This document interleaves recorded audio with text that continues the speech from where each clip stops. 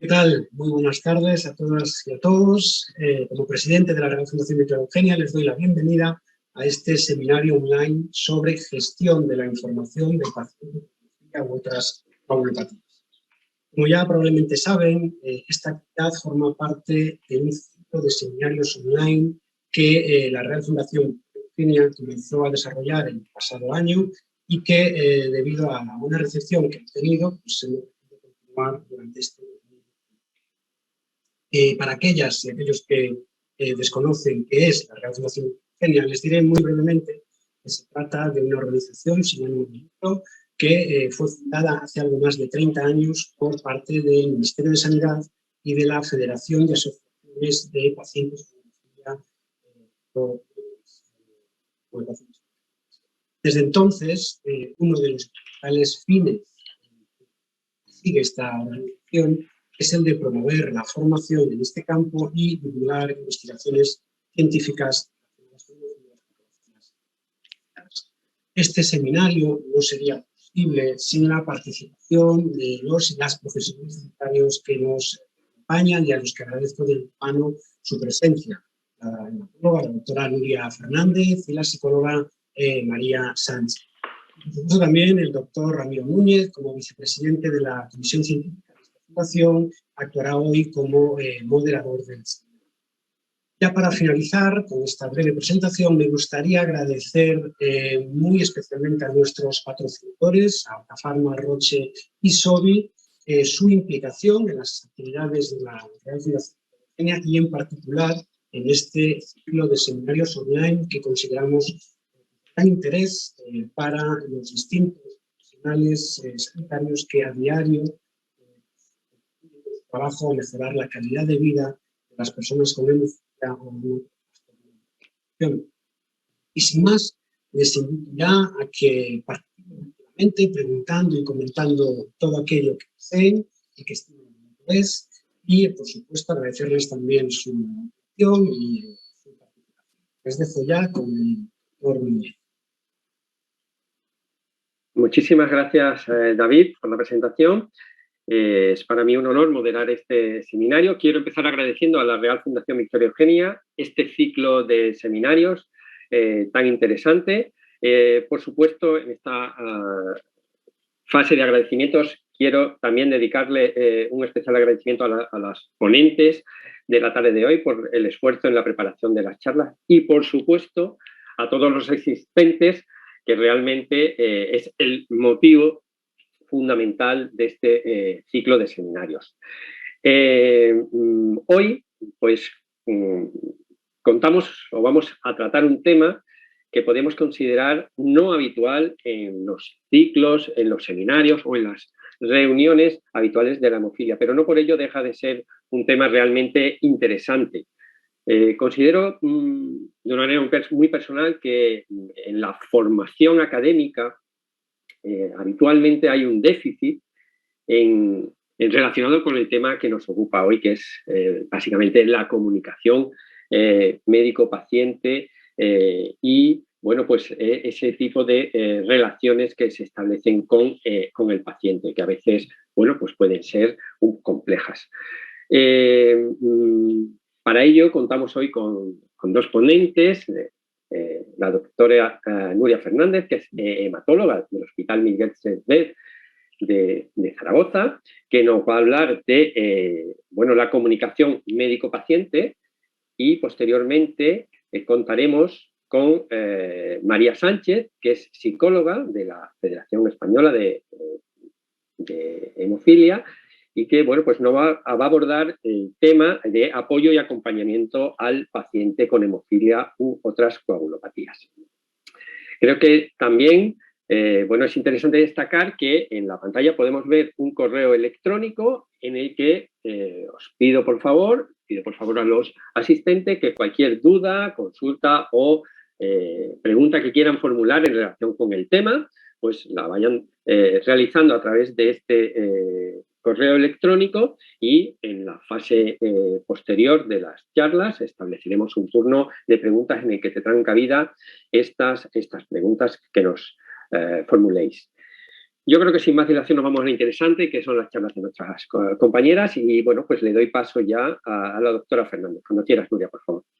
Muchas gracias, Ramiro, por tu amable presentación. Yo quisiera reiterar también, mientras voy compartiendo pantalla, el agradecimiento a la Real Fundación Victoria Eugenia, a su presidente David Silva, y también, sobre todo, a los asistentes por estar ahí resistiendo y aguantando en una tarde calurosa del mes de junio. Ya sin más y por no perder más tiempo, pasamos a la presentación acerca de la comunicación médico-paciente. La comunicación médico-paciente es el vehículo o el ámbito en el que se desarrolla la relación médico-paciente.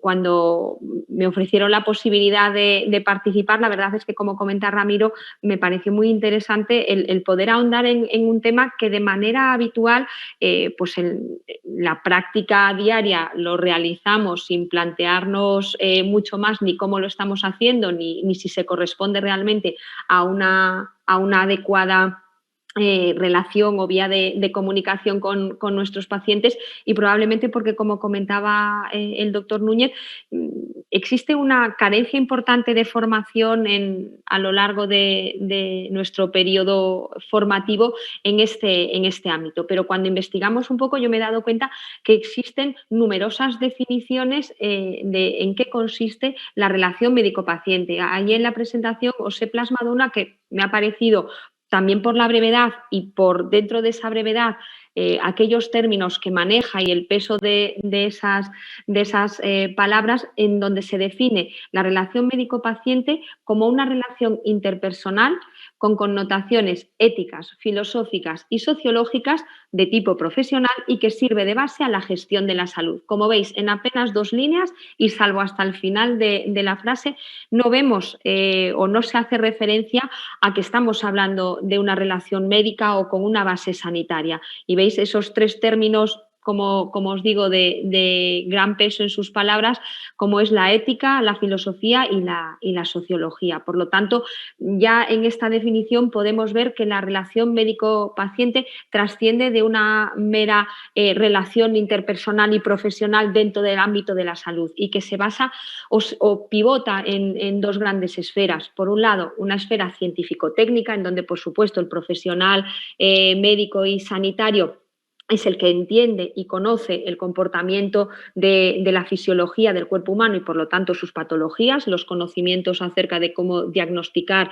y tratar las distintas enfermedades, pero simultáneamente y con el mismo peso específico pivota en torno a una esfera ético-humanista, donde el profesional debe concebir al paciente que tiene frente a él en toda su globalidad y en toda su profundidad. Ahí ya no va a depender esa relación médico-paciente de los conocimientos adquiridos por el profesional de la salud durante su periodo formativo, sino que ya entran en juego otros aspectos como el carácter del propio médico, su actitud y sus valores individuales. Por lo tanto, contemplamos estas 2 esferas como el ámbito en el que se mueve y en el que debe de desarrollarse la relación médico-paciente.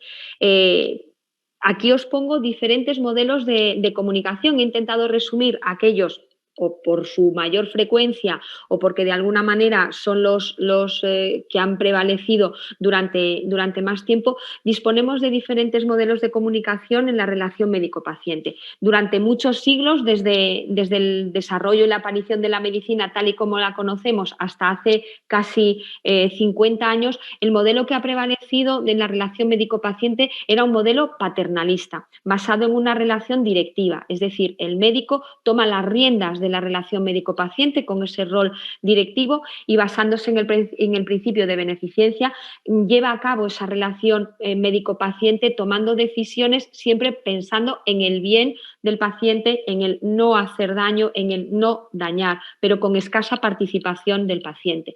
Tenemos otros modelos, en contraposición tendríamos el modelo autoritario, donde desde una base también de un rol directivo del médico no hay un diálogo ni una comunicación relación bidireccional con el paciente. Es un modelo, además, orientado hacia la enfermedad, el tratamiento, el diagnóstico de una determinada patología, sin tener apenas en cuenta la opinión o los deseos o las decisiones del paciente. Y luego tenemos dos modelos que se basan fundamentalmente en un cambio de posición del médico. Ahí ya no es una relación directiva, el médico adopta un rol facilitador, conciliador, por decirlo de alguna manera, y tendríamos dos posibles modelos de comunicación. Un modelo democrático, donde el médico en ese rol facilitador hace que prevalezca la autonomía del paciente. El paciente cada vez tiene más acceso a información, a recursos médicos, diagnósticos y terapéuticos, y el paciente demanda en muchas ocasiones una medicina a la carta. Y por último tendríamos un modelo deliberativo, que es el modelo, ahora lo veréis en la siguiente diapositiva, que es el que se ha ido adoptando probablemente por todos los cambios sociológicos y culturales que se han producido desde mitad del siglo XX, en donde el médico adopta un rol facilitador, enfocando siempre la relación médico-paciente orientada hacia el paciente, no solo hacia la enfermedad, y que se basa en la toma de decisiones compartida y en una responsabilidad conjunta en esa relación médico-paciente. Como os comentaba, durante la aparición prácticamente de la práctica médica hemos asistido a un modelo de relación médico-paciente paternalista basado en ese principio de beneficencia, en donde la autonomía del paciente no aparecía por ningún lado. El médico lideraba esa relación y tomaba las decisiones que competían a la enfermedad y al paciente.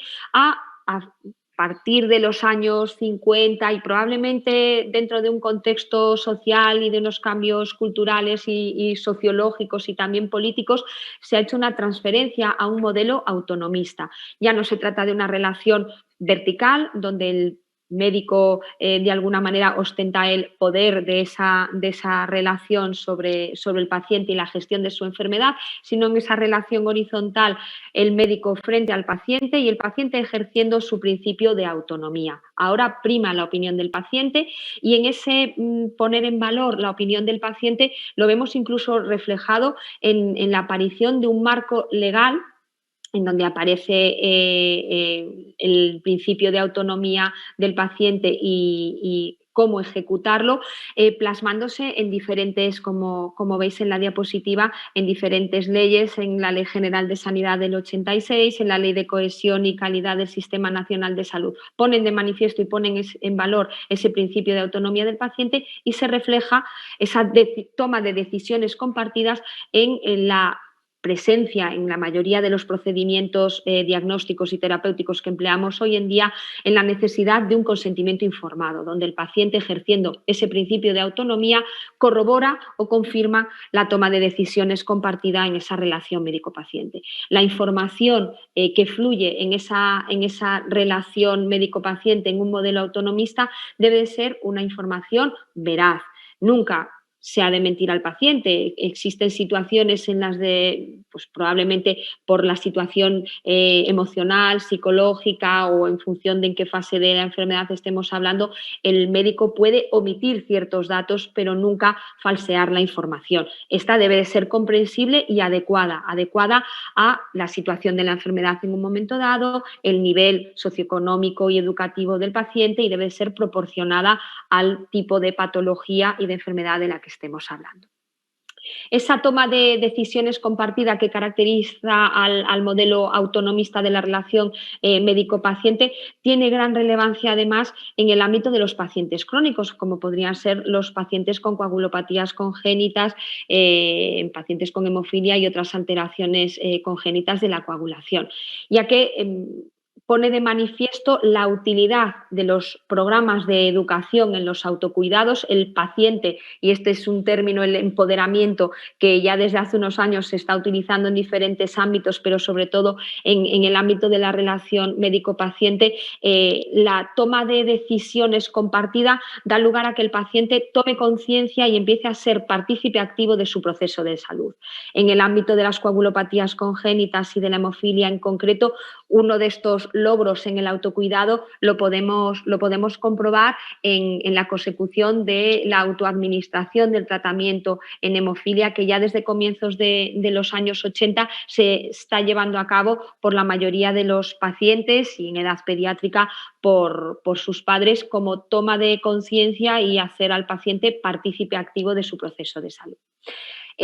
Además de los modelos de comunicación en la relación médico-paciente, otro de los temas en los que me quería centrar en la presentación y que creo que es clave fundamental en el proceso de información y en el flujo de comunicación médico-paciente en el ámbito de las coagulopatías congénitas es el asesoramiento genético.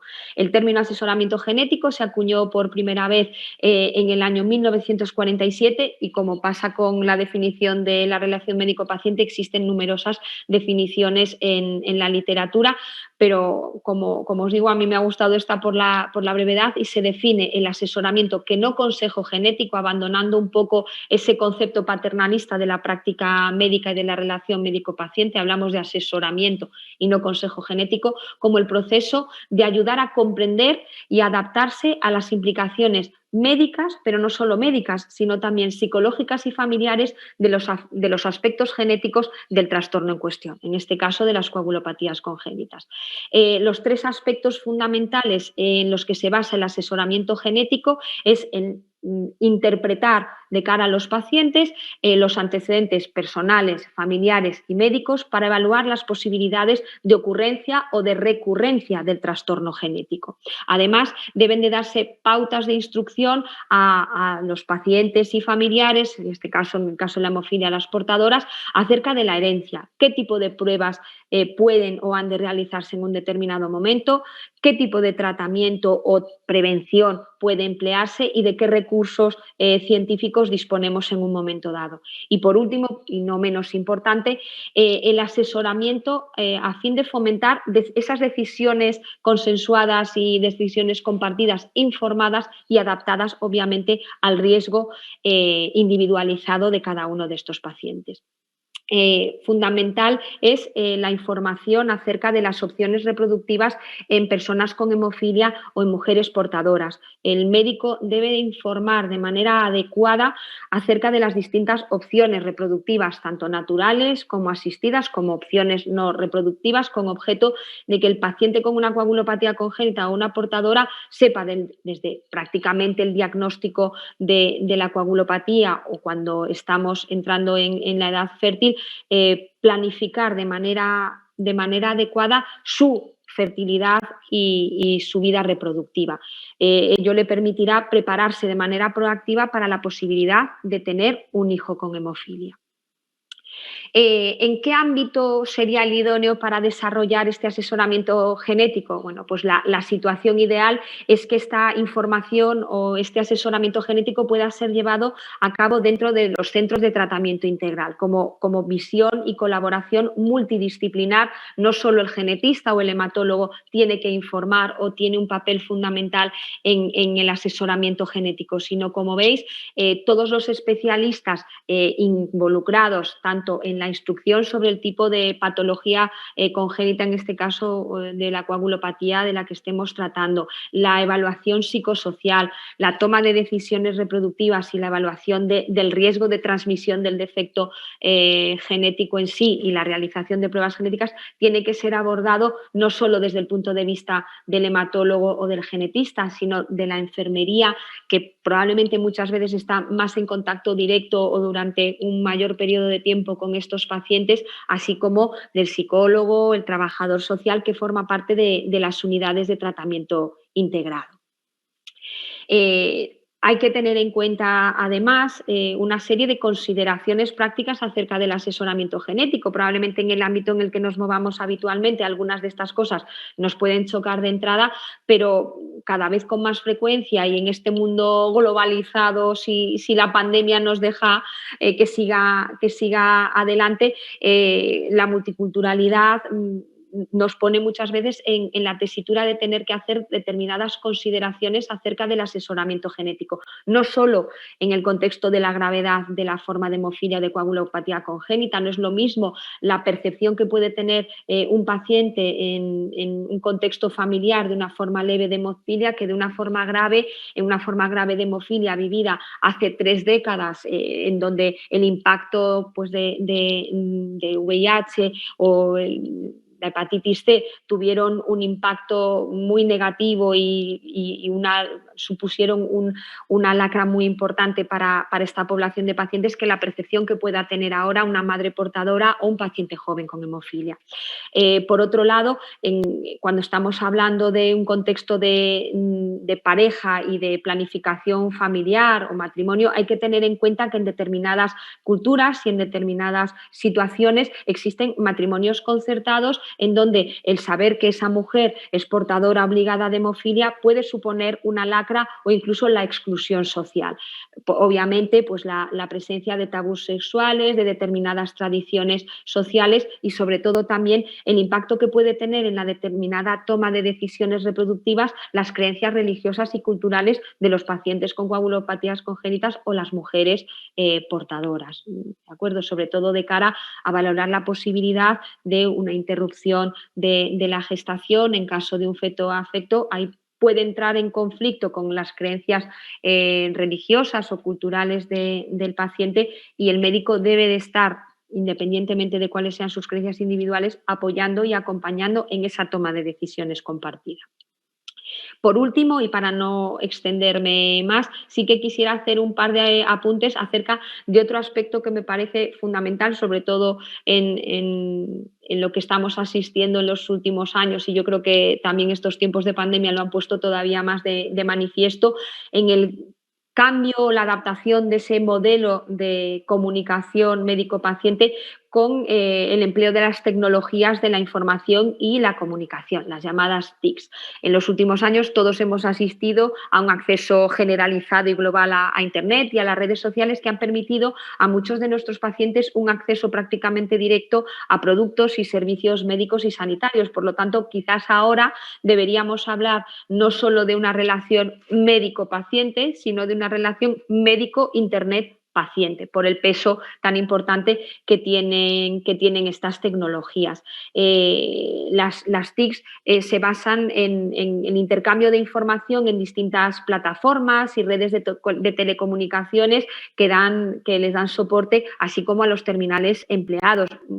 Muchos de nosotros, leía en estos días una publicación en donde hacía referencia a que más del 70% de los médicos hoy en día utiliza en su práctica habitual y en su día a día algún tipo de aplicación o soporte técnico de la información como forma o como práctica clínica habitual.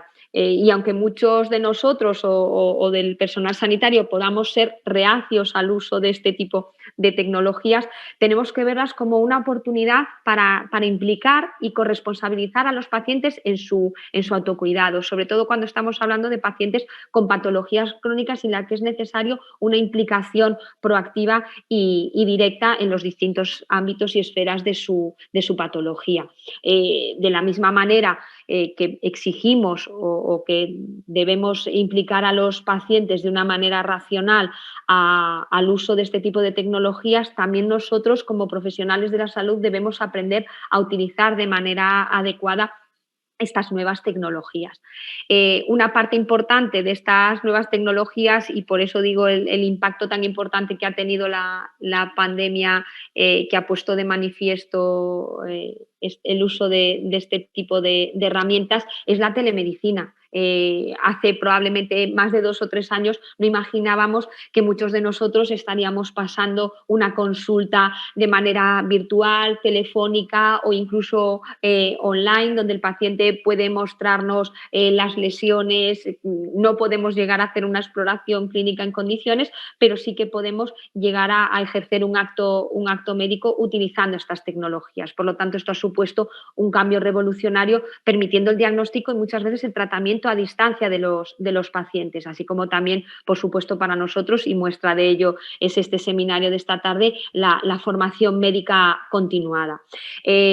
Como os digo, las tecnologías de la información y la comunicación es algo que ha venido para quedarse y que además va evolucionando de manera constante. Ahora ya hablamos de las web 3.0, de las webs semánticas, que surgen para dar un poco respuesta y poner un poquito de sentido común y una solución ordenada al exceso de información de la que disponemos, tanto médicos, pero sobre todo pacientes, y que es una información muchas veces no contrastada y que puede llegar un poco a enturbiar esa relación adecuada médico-paciente cuando la información que manejamos médicos y pacientes no es la adecuada. Y de hecho ya incluso hay instituciones como el Instituto Carlos III que ha elaborado, no lo veis bien en la imagen, pero hacedme caso a lo que os digo, un decálogo para el uso racional de las web en salud, con unas mínimas indicaciones de cara a los pacientes de cómo deben de seleccionar esa información y cómo deben de valorar de manera adecuada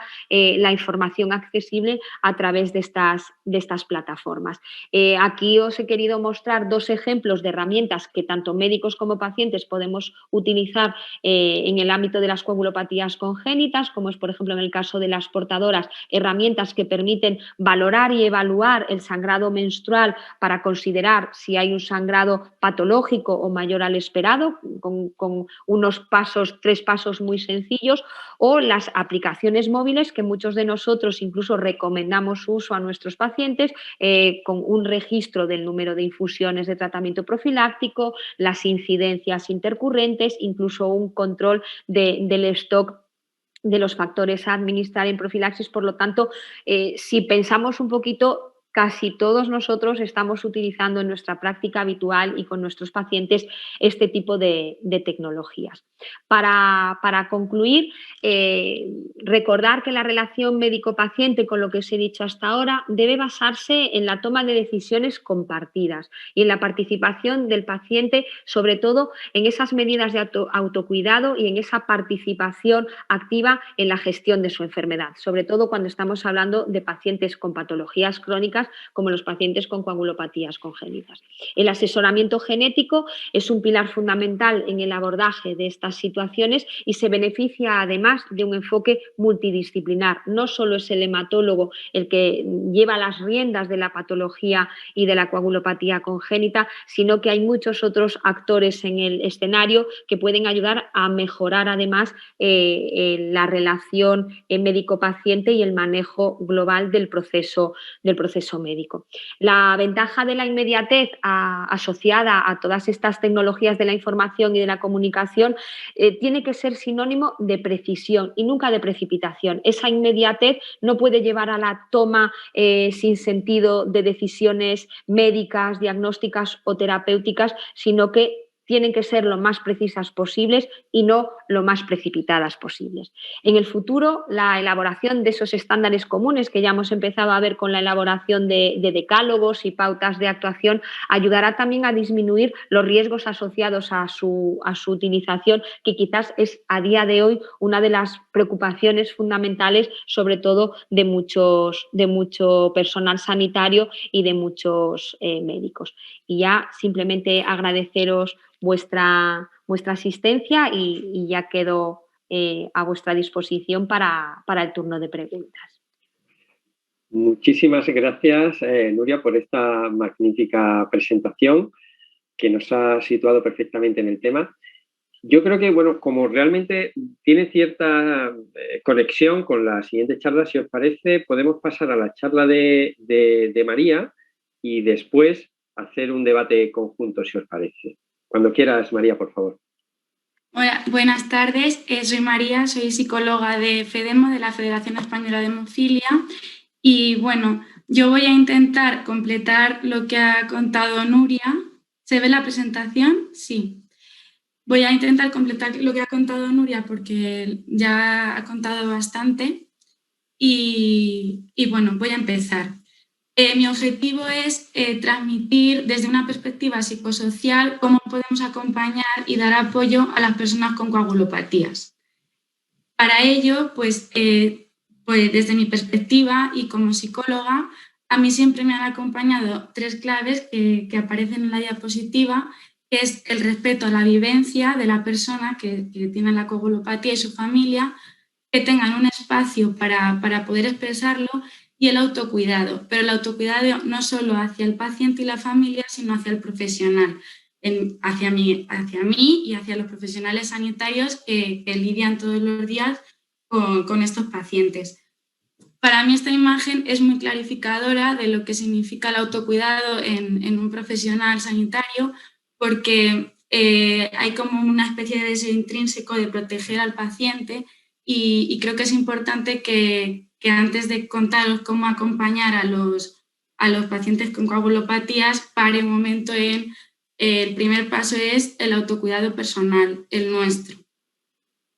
No hablo tanto de un cuidado de una forma utópica, porque ya entiendo que pues, a veces es difícil con el día a día, las prisas, pero sí que de que seamos conscientes de cuando no pongo mis límites, conscientes de cuando ese día voy demasiado rápido y no le doy el espacio ni a mí ni al paciente. No tanto culparme por no haberlo hecho, sino tomar conciencia, que es al final el primer paso para cambiar y para la salud mental. Durante toda la presentación voy a ir dando claves de cómo podemos favorecer nuestro autocuidado, es algo transversal, y el siguiente paso pues es, como ha dicho Nuria, pues la comunicación médico-paciente, que es importante que se base en una relación simétrica con el paciente. Además, les va a favorecer a ellos como a nosotros, ya que la comunicación pues permite hacer diagnósticos más precisos, mejor eficacia en la gestión del tiempo, fomenta la adhesión al tratamiento, que es muy importante en las personas con coagulopatías. Simplemente la relación en sí misma es terapéutica, aumenta la influencia en los cambios de hábitos de vida, reduce síntomas. En el caso de las coagulopatías, pues también las comorbilidades que tienen, el dolor crónico, con una buena relación con el paciente, pues también tienen más confianza de decir lo que les pasa y podemos acertar más en el tratamiento. Aumenta el grado de satisfacción tanto en el profesional como en los pacientes y sus familias, disminuye el burnout profesional y mejora el clima social del equipo y su efectividad. Otras 2 claves en las que quería recalcar es que la relación que se establece entre el paciente y el profesional sanitario es entre interlocutores, y los profesionales sanitarios saben muchísimo de procesos fisiopatológicos, pero el paciente sabe muchísimo sobre su experiencia con la enfermedad, sobre su relación más íntima con la enfermedad, sobre su día a día, sobre cómo lo lleva, sobre cómo se adapta al tratamiento, y es muy importante escucharles, porque nadie mejor que ellos sabe lo que necesita. Además, también, como ha ido comentando Nuria, nuestra forma de comunicarnos define a la persona que tenemos delante, más aún con los pacientes con coagulopatías, porque estamos con ellos desde el principio. Ya desde que son muy chiquititos tienen contacto con los hematólogos. Entonces, les vamos a definir en la manera de contarles qué les pasa, tanto a ellos como a sus familias. Pues podemos hacer que sea un paciente pasivo que nos necesite, o podemos, como decía Nuria en la charla anterior, empoderarles y darles responsabilidad sobre su enfermedad. También, como he dicho, los hematólogos están con los pacientes desde que son muy pequeños, entonces son las mejores personas que pueden detectar sus necesidades. Van a convivir tanto los hematólogos como los enfermeros o enfermeras, entonces son quien mejor va a poder detectar las necesidades. Ahora también supongo que en vuestra cabeza habrá una vocecita de no es tan fácil con todo el trabajo que tenemos, vamos muy rápido, son muchos pacientes. Entonces, lo que quería decir también es que otra cosa que forma parte del autocuidado es delegar. No quiere decir que porque detectéis las necesidades las tengáis que satisfacer, ni porque detectéis preocupaciones las tengáis que solucionar, pero una vez las detectéis podéis delegar a otros profesionales para que, como también ha dicho Nuria, trabajemos todos en equipo y les atendamos de una forma integral. Vale, ahora voy a seguir con el apoyo y acompañamiento según cada etapa vital. porque la enfermedad y cómo la entiendan pacientes y familiares va a ir cambiando también con la etapa vital. Y comienzo con la primera, que es de 0 a 6 años. En esta primera etapa no vamos a intervenir tanto con los bebés, sino con las familias, que es al final con quien vamos a tener el primer contacto. Lo más destacable de esta primera etapa es el primer diagnóstico. Una vez nos sentamos delante de estas familias y le hablamos del diagnóstico, le vamos a contar qué es lo que le pasa al niño o la niña y luego habrá otra dimensión que es qué representa para esta familia lo que le acabamos de decir. Cuando le decimos qué es, pues hablamos de enfermedad congénita, hereditaria, crónica, coagulación sanguínea. ¿Y qué representa todo esto para ellos? Pues cada persona, un mundo, cada vivencia va a ser personal e intransferible. Son familias únicas y va a haber tantas reacciones como familias nos vayamos encontrando durante toda nuestra vida profesional. Sí que me quiero parar me quiero parar en cuando le contamos a una familia que su niño o niña tiene una enfermedad crónica. Porque sí que es posible que esto llegue a la familia que llegue como es incurable y es para siempre. Entonces, creo que es importante no subestimar todo el significado emocional que tiene la palabra siempre. Porque si yo ahora os dijera que la ropa que lleváis hoy la tenéis que llevar el resto de vuestra vida hasta el final, todos los días, imaginaros en cualquier situación, sea invierno, verano, la tenéis que llevar. Habrá gente que diga vaya tontería y habrá gente que diga menudo agobio, porque siempre es muchísimo tiempo. Y es la primera noticia que tienen esas familias, que su niño va a tener una enfermedad toda la vida, aunque luego se la entiendan de otra manera, le demos muchísimas posibilidades, pero creo que es importante saber lo que le estamos diciendo y con toda la connotación emocional que tiene lo que le estamos diciendo. También habrá familias que tengan experiencias anteriores, pero habrá familias que no sepan nada ni de coagulopatías ni de hemofilia y que esto afecte a todas las expectativas que tenían en relación a su niño o niña, que se rompan y que sientan como una pérdida, que esto no quiere decir que para el niño vaya a serlo, pero para esa familia en ese momento pues puede que lo sea. ¿Cuál es nuestro papel? Pues reorganizar las expectativas de la familia, explicarles, darles toda la información que podamos, pues humanizando lo que les está pasando y una vez que las familias acepten y ya entiendan lo que les pasa a sus hijos, van a tener muchísima ansiedad de información. Van a querer mucha información de todos los tratamientos que hay, de cómo lo pueden hacer, de todas las situaciones posibles y van a querer que vosotros se la deis. Entonces, aquí otra vez más aludo al autocuidado profesional. Delegar. Hay un tejido asociativo, muchísimas asociaciones en España con las que pueden conocer a otras familias que les puedan ayudar con todas estas dudas que al final son del día a día, que pues tengan ese contacto y esa sensación de saber que hay más gente que les ha pasado y se sientan comprendidos y acogidos. La siguiente etapa de la que quiero hablar es la de los niños y niñas de 7 a 12 años. Es una etapa también muy importante porque es la etapa de diferenciación. Hasta entonces los niños se sienten un poco en una burbuja, que son únicos, que es una realidad que pues, es la suya. Y cuando llegan al colegio pues se dan cuenta de que hay mucha gente distinta, que el mundo no son solo su familia, sino que pues, hay muchas diferencias. Y entonces, además, el colegio, con toda la revolución que suponen ellos mismos también, les pone muchas veces a prueba y ellos mismos se ponen a prueba su propio autocontrol. Y aquí van a surgir otras preguntas. ¿Por qué yo? ¿Por qué yo no puedo hacer esto? ¿Por qué él sí que puede? Y bueno, pues esto puede ser un caos tanto en la familia y ese caos puede ser trasladado a los profesionales sanitarios. ¿Qué podemos hacer? Pues facilitar que tengan comparación consigo mismos en función de sus metas, ayudarles en eso y concienciar a las familias en eso. Y también hablar de riesgos normales y riesgos innecesarios. ¿Qué riesgos pueden ser normales? Pues que el niño haga ejercicio, que haga deporte, es un riesgo normal. puede ser incluso más perjudicial que todo lo contrario. También hay que concienciar de los problemas que habría con la sobreprotección y bueno, acompañar a las familias un poco en ese terreno.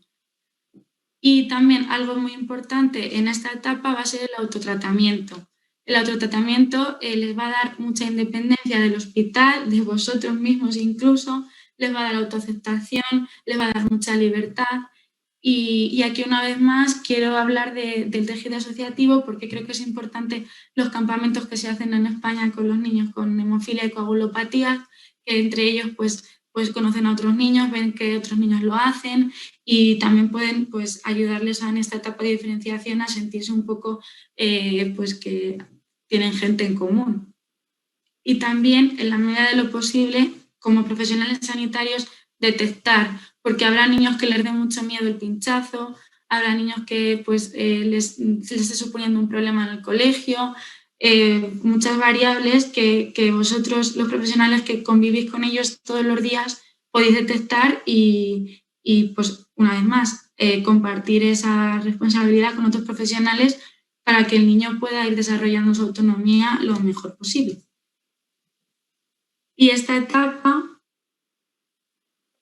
muy complicada en sí, pues es toda una paleta de colores y es el momento en el que están construyendo su identidad y pues si además tienen una coagulopatía, pues ya tenemos un completo. ¿Qué podemos hacer nosotros? Pues sobre todo ayudarles a que no se perciban como víctimas, sino que se hagan responsables de su enfermedad. Así con esto también ayudamos la adhesión al tratamiento y fomentarla ya desde esta etapa, incluso si se puede antes, la participación en la toma de decisiones. En el momento en que entren a consulta y entren los padres y las madres y el chico o la chica, pues hablarle a él directamente para que se sienta cada vez más que va a ser su responsabilidad, no la de sus padres. Y también otra cosa que puede pasar, dado todo lo anterior que voy contando, es que con toda la rebeldía que supone en esta etapa contra los padres, tengan más complicidad incluso con los profesionales sanitarios y tengan más confianza en expresar pues, algunas preocupaciones relacionadas con la sexualidad o con su forma de vida, cómo quieren ajustar su tratamiento. Y es importante que aquí los profesionales sanitarios no juzguen, no les juzguen, les escuchen. Como ya he dicho, saben mucho de su enfermedad desde que son muy pequeños. Entonces, que tengan ese espacio, como hablaba al principio, para que puedan expresarse y que no les juzguen. La última etapa, la adultez, que va desde los 18 años en adelante, pues con toda la evolución que está habiendo en los tratamientos, que ya no están, bueno, siempre están dirigidos a la supervivencia, pero últimamente están más dirigidos también a que las personas tengan calidad de vida, que no tengan que pues espacian los tiempos de profilaxis y con todo esto pues ha aumentado la esperanza de vida y aparecen pues otras enfermedades y entran en juego otros especialistas.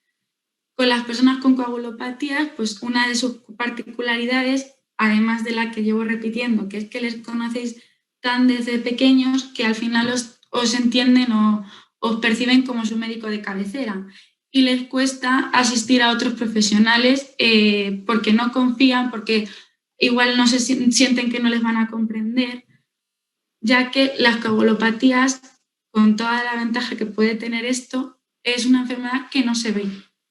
No se ve y entonces a la persona le cuesta más explicar o el dolor que tiene o la afección o cómo está viviendo tener una coagulopatía y creen que si no es su hematólogo de siempre no los van a entender. Entonces aquí todos los profesionales pues tienen un papel muy importante en delegar entre ellos, en darles la confianza para que confíen en otros profesionales y que así cada vez más no solo sean los hematólogos los que conocen esta enfermedad, porque estas personas van a tener otras patologías, se van a operar y es importante que todos conozcan qué pasa. Y luego, pues como he dicho antes y también ha dicho Nuria, una relación de simetría y de respeto mutuo entre ellos. Quizás las personas con coagulopatía se escuchen mejor a su propio cuerpo de lo que lo hacemos nosotros. Entonces, pues ser todos conscientes de que, como dice la OMS, pues la salud es mucho más que la ausencia de la enfermedad y darles cobertura en todos los aspectos de la vida y no solo en, bueno, pues estás bien, o sea, estás bien a nivel de salud física y no te atienden en nada más. Y bueno, por último, a pesar de que están incluidas en todas las etapas anteriores, sí que quiero hacer una especial mención a las mujeres, porque no desde hace tanto se les está incluyendo o se les está nombrando como que también tienen coagulopatías. Hasta hace nada se ha seguido diciendo que los hombres padecen la hemofilia y que las mujeres la aportan, excluyéndolas de la sintomatología que pudieran tener. Y como pues eso, lo que no se nombra no existe, pues también quería nombrar que las mujeres también tienen hemofilia, que las portadoras de hemofilia también tienen síntomas, que también existen otras coagulopatías prevalentes en mujeres como es von Willebrand, la púrpura, déficit de factores 7 y que es importante que se las tengan en cuenta. No hace tanto que me han comentado mujeres que han ido al médico y les han comentado su patología y les han dicho no puede ser.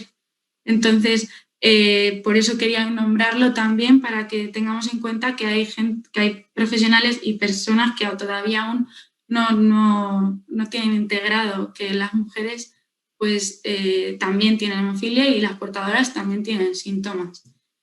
También, además, las etapas vitales tienen particularidades, aparte de todas las que hemos nombrado anteriormente, como es la menstruación, el embarazo en caso de que se quieran quedar embarazadas, la menopausia, que también supone un desajuste en la hemorragia, y con todo esto, pues muchísimas emociones, desde la culpa, la rabia de por qué me pasa esto, el miedo a transmitir la enfermedad, y todo esto es importante que sea acogido y detectado por los profesionales sanitarios a todos los niveles. Y pues eso, que es necesario que exista una integración dentro de los centros de tratamiento con protocolos propios definidos para las mujeres, porque pues eso tienen particularidades distintas a las que tienen los hombres. Y con esto concluyo. Muchísimas gracias por haberme invitado a la Real Fundación Victoria Eugenia y bueno, pues yo encantada de haber estado aquí esta tarde. Muchísimas gracias, María. Hemos aprendido mucho con tu excelente charla y yo creo que ahora pues tenemos unos minutos en los que, bueno, pues creo que podemos responder a algunas de las preguntas que se han formulado en el chat, que ahora trasladaré. Pero bueno, me gustaría empezar con algunas reflexiones o alguna pregunta directa, digamos, para Nuria, que es la primera ponente, ¿no? Bueno, Nuria, nos has hablado de los distintos modelos de relación, cómo han ido evolucionando en el tiempo, y con este modelo deliberativo, que es el que parece que, bueno, pues se ha impuesto en esa compartición de toma de decisiones. Pero yo aquí te quería hacer una pregunta muy concreta, porque a veces en esta toma de decisiones y en como lo has definido muy bien, el empoderamiento del paciente, que creo que es natural, lógico y además deseable, a veces pues podemos encontrar en puntos de conflicto, ¿no? Ese principio de autonomía del paciente, por un lado, entonces el paciente puede, lógicamente, con todo su derecho, exigir, pero a veces chocamos con un poco con nuestras limitaciones como facultativos o como prescriptores, ¿no? Que estamos dentro del contexto un poco pues de la dinámica de los sistemas de salud pública. No sé cuál es tu opinión al respecto. A veces encontrar este equilibrio es lo ideal, pero a veces también hay algunos puntos de conflicto. A veces, bueno, siempre existe la posibilidad, ¿no?, de llegar, bueno, pues a ese entendimiento del que tú también nos has hablado. ¿Cuál es tu opinión al respecto? Pues un poco va en la misma línea. Sí que es verdad que a la hora de describir los diferentes modelos de comunicación muchas veces es difícil. Hay zonas, yo creo que en donde los diferentes modelos también se solapan y dentro de una misma relación médico-paciente, en determinados momentos de la evolución y del control de la enfermedad podemos encontrarnos en distintas situaciones, pues a la hora de plantear un cambio de tratamiento o de realizar una prueba diagnóstica. A mí me parece, y estoy de acuerdo contigo, además, que en la actualidad, con el acceso a la información que tienen nuestros pacientes, además información que cada vez es más veraz y realmente es información contrastada, nos vemos, como dices tú, muchas veces limitados por los recursos que son limitados en nuestro Sistema Nacional de Salud y que muchas veces también entran en conflicto con lo que a nosotros nos gustaría para nuestros pacientes.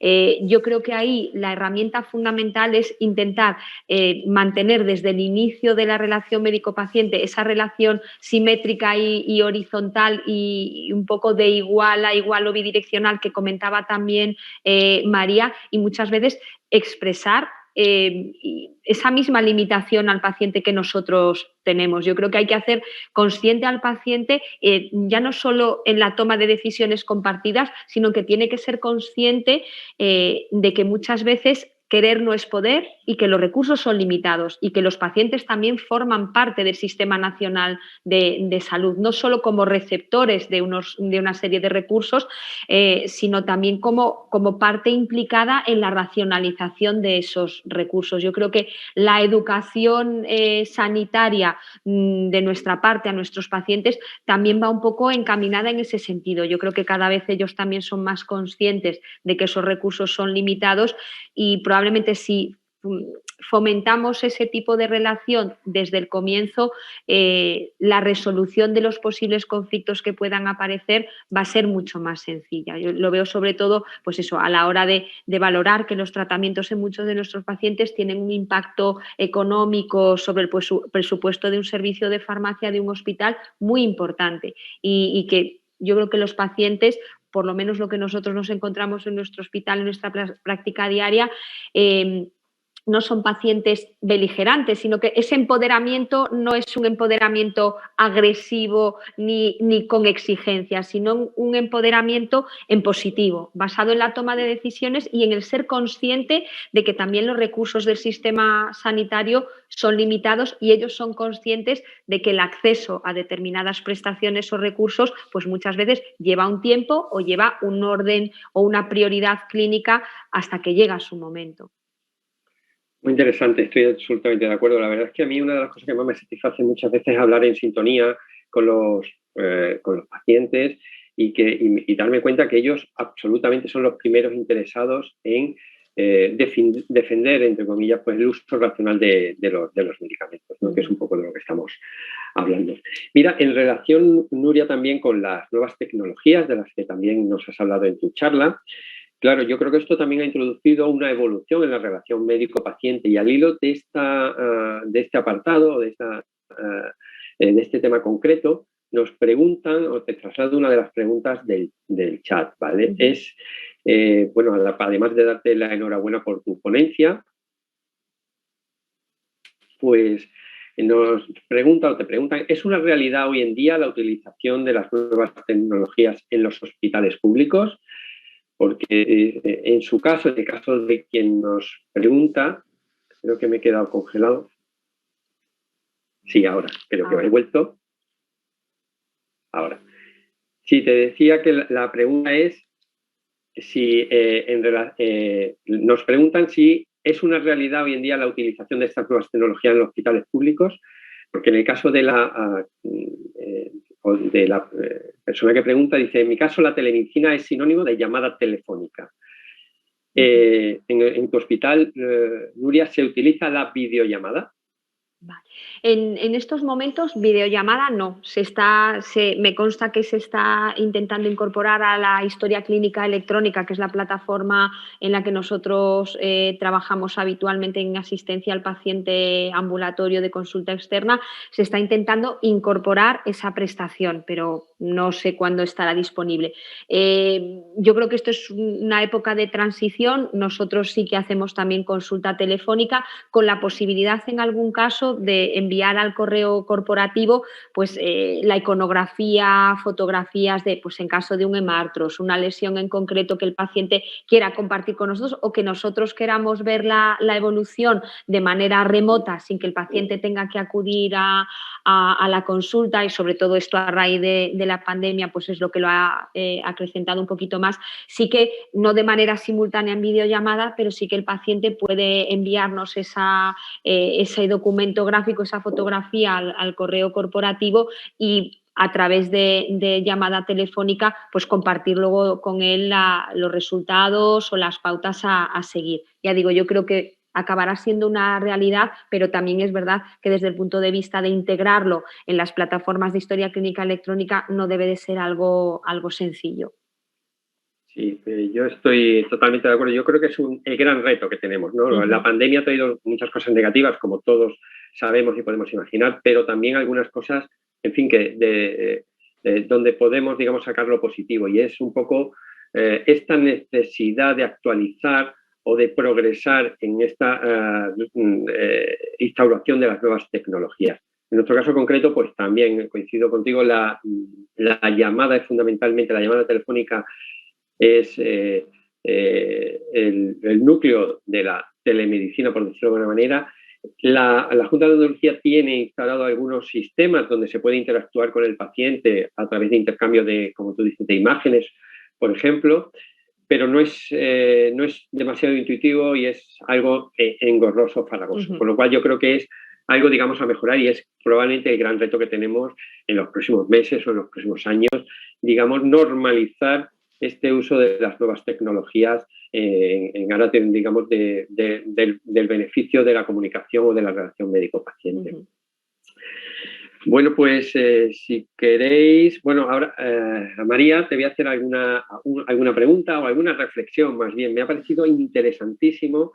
Bueno, y he tomado muy buena nota de estas claves transversales que has dado para digamos, para el autocuidado, que yo creo que son para todos, para profesionales, para pacientes, en fin, yo creo que para todo el mundo creo que son muy interesantes y de las que he tomado muy buena nota, ¿no? Yo creo que has comentado algunos aspectos claves como cuidarse para poder cuidar. Creo que es yo creo que es un eslogan de campaña publicitaria muy útil, ¿sabes? Y que deberíamos ponerlo en nuestra consulta o en nuestro cuarto, digamos, en nuestro despacho de trabajo para tenerlo muy presente, ¿no? Saber escuchar creo que es clave, ¿no? Y delegar, yo creo que es algo que a veces, bueno, pues es complicado, ¿no? Porque, bueno, pues en nuestro caso concreto, los compañeros que nos dedicamos a las coagulopatías, somos relativamente pocos y a veces es difícil encontrar ese relevo generacional donde alguien pues se implique, ¿no? Es una labor de todos, por supuesto, y de nosotros en primer lugar, ¿no? Transmitir un poco pues este interés, me vais a permitir esta pasión un poco, ¿no? por las coagulopatías, ¿no? Pero creo que es muy interesante esta posibilidad de delegar y de trabajar en equipo. Bueno, me gustaría un poco que, entrando en algo más concreto, yo creo que es fundamental esa etapa, las distintas etapas, cada una tiene sus peculiaridades que has comentado, María, pero yo creo que la etapa inicial de los 0 a 6 años, sobre todo la época, o sea, esa etapa inicial del diagnóstico, del contacto con del primer contacto con ese diagnóstico, sobre todo en aquellos familiares, o sea, pacientes, niños, padres que no tienen antecedentes familiares y que desconocen un poco la enfermedad, creo que es un punto clave, ¿no?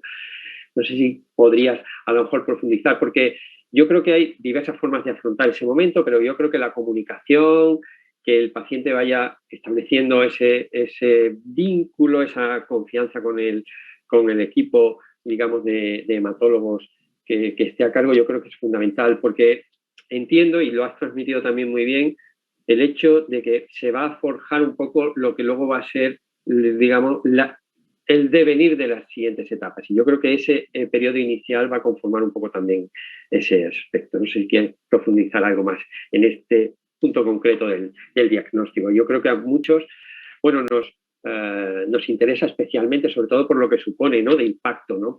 Con los padres, ¿no? Noveles.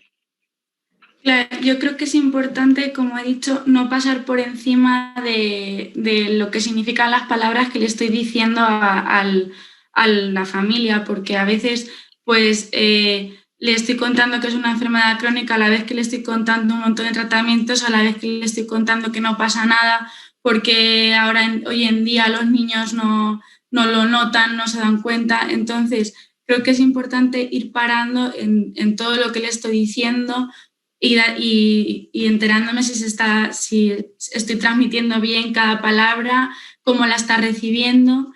Y también creo que es importante, o al menos en mi experiencia, que las familias necesitan conocer más personas que hayan pasado por su misma situación.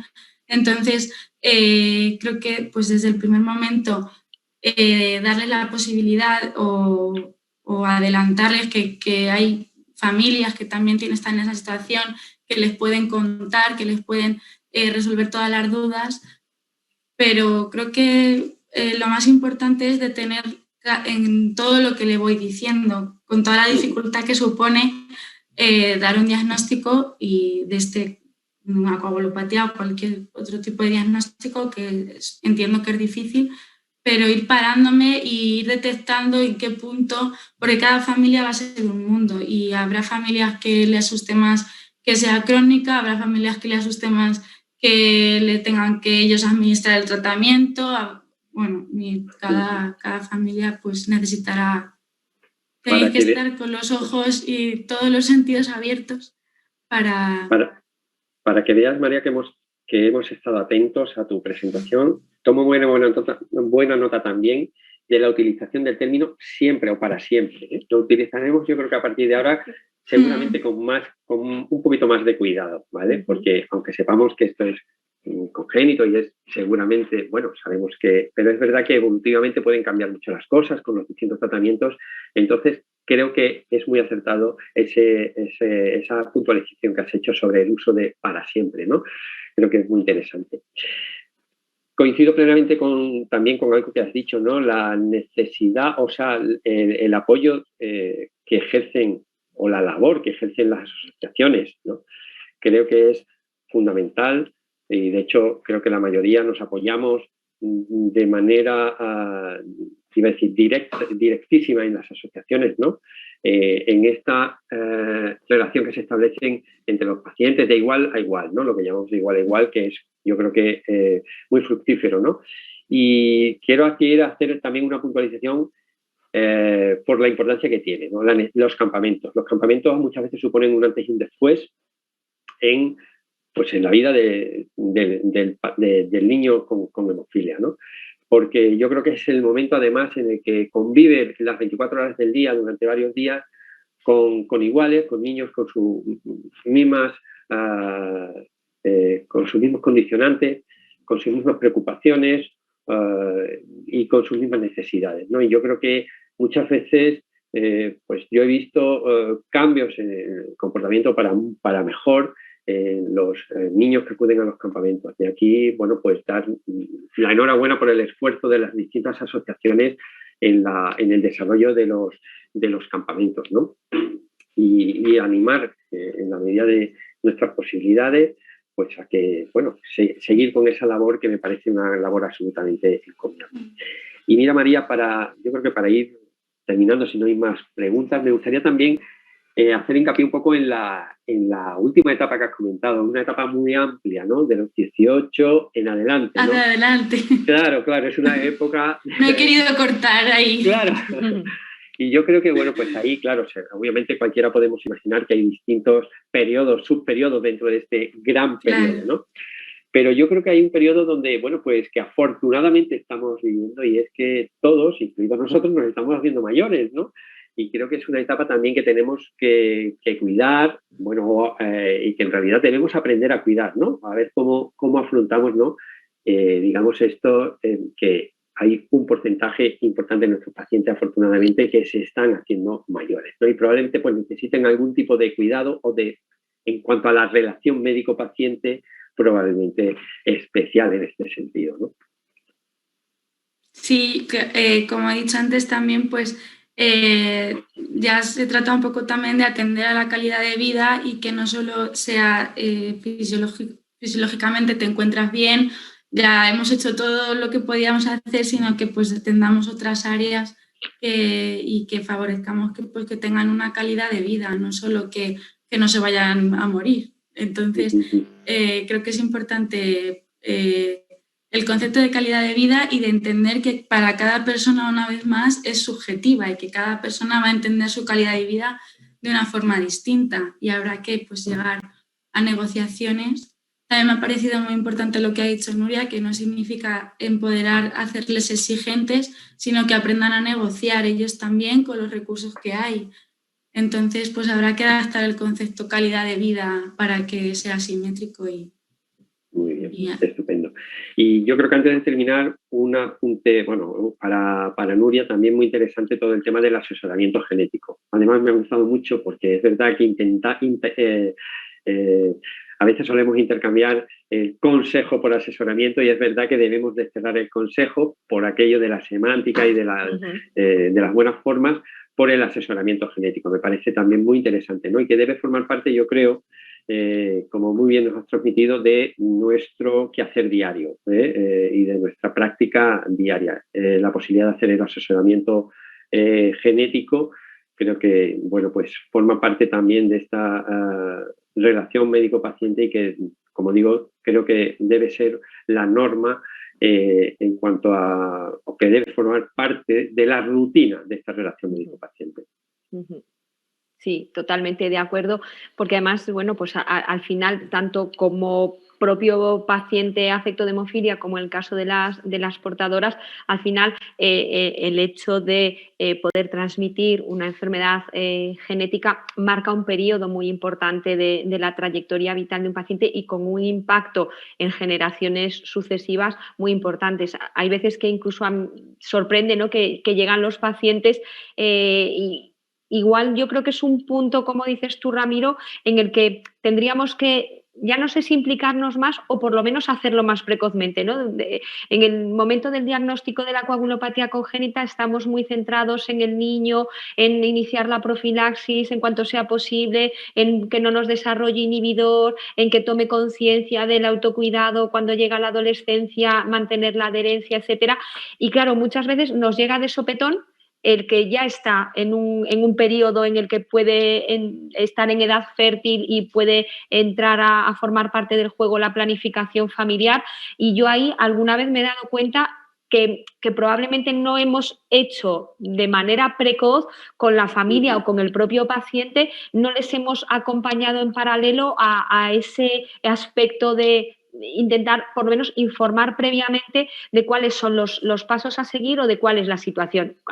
A una familia con un diagnóstico reciente de una hemofilia, con un bebé de 6 meses o de 9 meses, no le puedes empezar a contar la historia de si las hijas de ese bebé hemofílico van a ser portadoras obligadas, porque no procede. Pero yo creo que a veces también pecamos quizás de que en ese recorrido evolutivo nos vamos olvidando de que ese momento llega y a veces nos lo encontramos de bruces y yo creo que los pacientes a veces y las portadoras llegan con lagunas importantes de información y a veces llegamos ya con el embarazo puesto en la consulta y con la gestación y con las dudas sobre la mesa en un momento que a veces implica tomar decisiones de procedimientos diagnósticos invasivos o terapéuticas, que es mucha información muy compleja y con decisiones muy relevantes en un momento muy concreto. Yo creo que también, por lo menos desde mi punto de vista, es un punto de mejora para nosotros importante. Efectivamente, yo creo que sí, que es un área de mejora que debemos tener muy presente.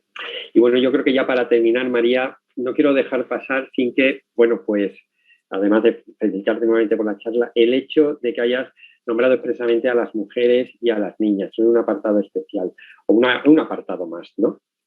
Porque es verdad que aunque debe estar presente en todas las etapas, pero bueno, creo que en este sentido la Real Fundación Victoria Eugenia pues está muy sensibilizada con este tema. De hecho, bueno, pues se han organizado cursos al respecto. La Real Fundación en general y la Comisión Científica en particular está muy sensibilizada con este tema. Y bueno, simplemente no quería dejar pasar la oportunidad de, bueno, pues de explicitarlo, ¿no? El interés por la atención integral de la mujer dentro del ámbito de la hemofilia, ¿no? Y la necesidad de tenerla presente también a la hora de considerar sus síntomas, su nivel de factor, que a veces puede estar descendido, y todas las implicaciones que ello tiene, además de, por supuesto, de formar parte de ese asesoramiento genético que hemos comentado anteriormente. Yo creo que, bueno, pues si no hay preguntas, voy a revisar el chat y veo que no hay más preguntas.